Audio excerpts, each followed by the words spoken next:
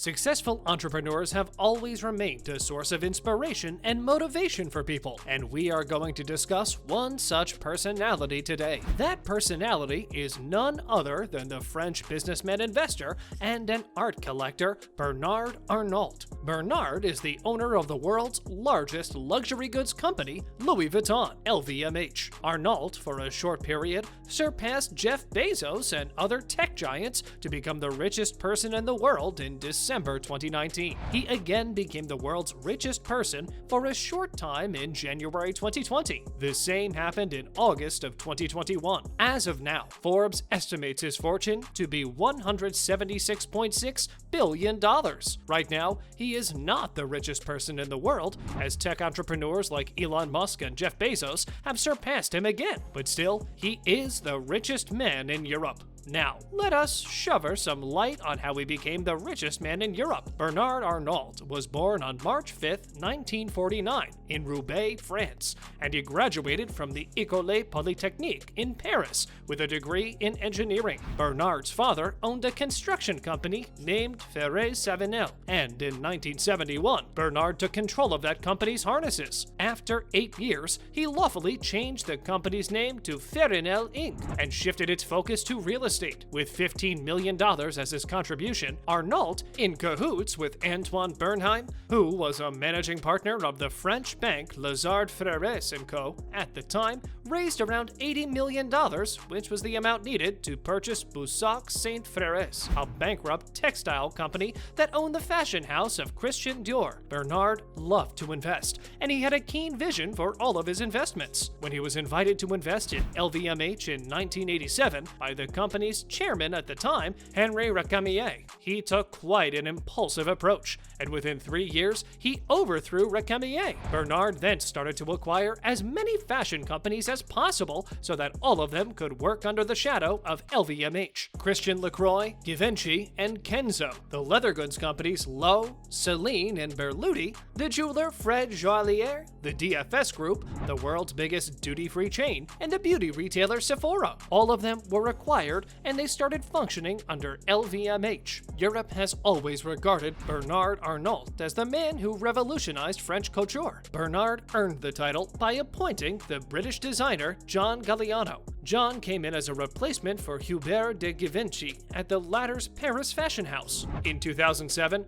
Arnault, for his services and accomplishments, was also named as the Commander of the Legion of Honor, which is one of France's highest distinctions. Arnault then hired Marc Jacobs, a young American designer, to the post of creative director at Louis Vuitton, a maker of luxury leather goods. That year, LVMH also acquired a majority stake in Jacobs' eponymous line. Although all three designers eventually left their positions, Arnault's fashion foresight had revived interest in these traditional fashion houses by the early 21st century. Bernard Arnault's takeover of the luxury goods conglomerate LVMH was a highly ambitious one. He displayed his characteristic determination and ruthlessness in the systematic and well-calculated takeover of the company, and his successful integration of various famous aspirational brands into the group has inspired several other fashion companies throughout the world to do the same. Those companies include Italian brand Fendi in 2003, French departmental store La Samaritaine in 2010, Italian jewelry brand Bulgari 2011, and most recently in 2021, the American jeweler Tiffany & Co. LVMH is actively engaged in several philanthropic activities. It supports humanitarian, scientific, and medical research organizations, such as Save the Children, the Foundation for Hospitals in Paris, and the Princess Grace of Monaco Foundation. Apart from that, Bernard has great taste in art. He has collected art pieces of Picasso, Yves Klein, Henry Moore, Damien Hirst, Maurizio Cattelan, and Andy Warhol. Bernard's personal life has seen a lot of upheavals. In 1973, he got married to Anne de Wavrin, and together they have 2 children, Delphine and Antoine. They separated in 1990. In 1991, Bernard married Helene Mercier, who was a Canadian concert pianist, and together they had 3 children, Alexander, Frédéric, and Jean. He reportedly wooed her by playing Chopin and other classical composers. Bernard Arnault and Helene Mercier currently live in Paris, south of the Seine River, a historic area that includes neighborhoods such as the Latin Quarter and Saint-Germain-des-Prés. In 2013, it was revealed that Arnault planned to apply for Belgian citizenship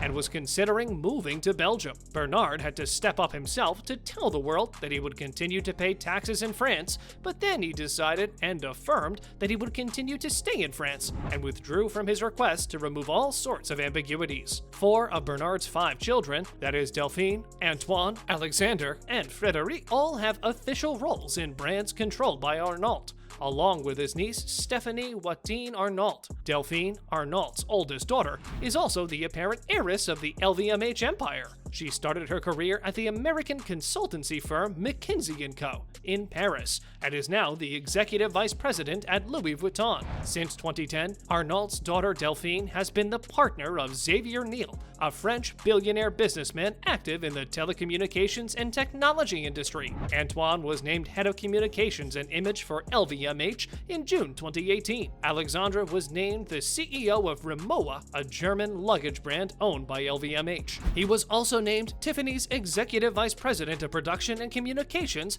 after the recent acquisition. Bernard's son, Frédéric, joined the conglomerate as the strategy and digital director at Swiss luxury watch brand TAG Heuer, which was LVMH's largest watch brand in 2018. Arnault's youngest son, Jean, is the only one yet to be involved in any business. Here's another interesting fact. Arnault and Apple founder Steve Jobs were good friends. And once, Steve said to Arnault that, quote, "You know, Bernard, I don't know if in 50 years my iPhone will still be a success, but I can tell you, I'm sure everyone will still drink your Dom Perignon." Like other billionaires, Arnault also owns and travels using private jets. He also owns a sprawling vacation villa in glitzy Saint-Tropez on the French Riviera, where he loves to play tennis. Arnault also has reportedly spent around $96.4 million on residential properties in Los Angeles and the Beverly Hills, Trousdale Estates, and Hollywood Hills neighborhoods. Tech moguls are always in the race for the title of the wealthiest person in the world.